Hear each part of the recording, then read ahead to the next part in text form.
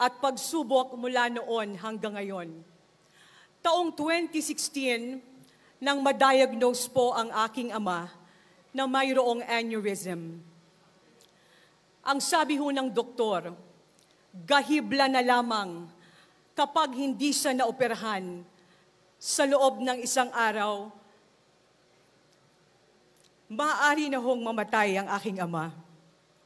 Sinabi sa akin ng doktor, malaking halaga ang kakailanganin para mabuhay at mabigyan ng operasyon ang iyong ama.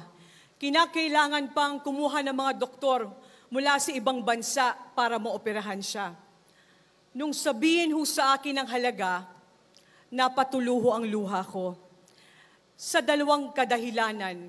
Una, sabi ko, salamat sa Panginoon.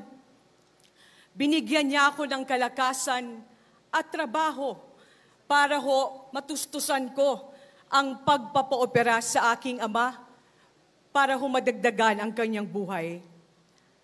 Ang pangalawang dahilan kung bakit ako napaluha, sabi ko, pasalamat ako kahit papaano may pambayad ako sa operasyon.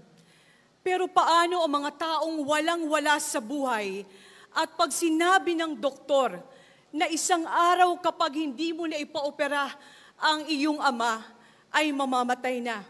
Tatanggapin na lang ho nila ang sampal na katotohanan na ang kahirapan ng buhay ay maaaring kawalan na rin ng buhay ng iyong mahal sa buhay. Ito po ang dahilan kung bakit noong taong 2022, lumaban ho akong gobernador. Personal sa akin ang laban ng pangkalusugan. Dahil gusto ko pong tulungan ang mahihirap na mga kababayan natin na walang kakayahan na magpagamot para dugtungan ang buhay ng kanyang pamilya.